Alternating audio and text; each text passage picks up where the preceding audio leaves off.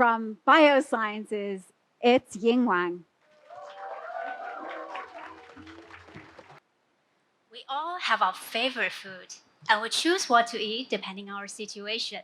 For example, what you eat at home alone is probably quite different from what you'd prefer at a buffet with some friends. And this is also true for the microbes. Microbes can eat a wide variety of carbon molecules and have their preferences. Historically, research on microbial food preferences has focused on only very narrow and isolated cases. For example, examining a single microbe in a culture tube with one or two simple foods. However, recent research has shown that there is a buffet of diverse carbon molecules in the soil. So, how would a microbe alter its diet when having access to that variety of foods? Just imagine, if you were at a buffet, would you still choose to only eat that pizza?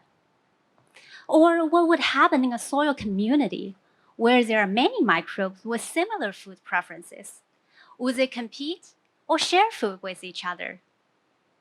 Studying these more complex scenarios is challenging, but has the potential to help us increase the sequestration of carbon dioxide from the air into the soil, so to help us tackle the climate crisis. And this is where my research aims to contribute.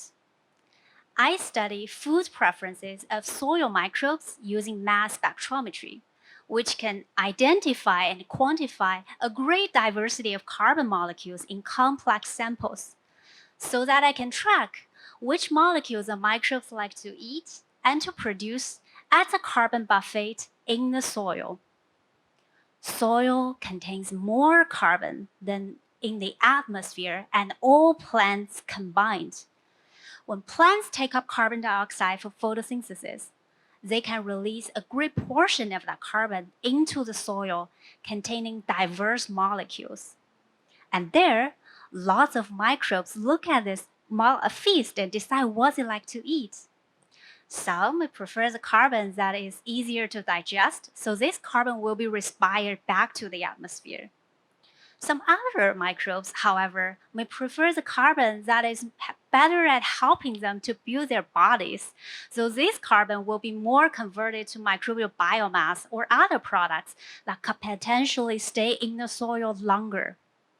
And my goal is to identify which microbes like to eat which carbon molecules at the soil buffet, and how the different microbes can eat as a team to efficiently store more carbon in the soil with lowered carbon dioxide emissions, and therefore to help mitigate climate change.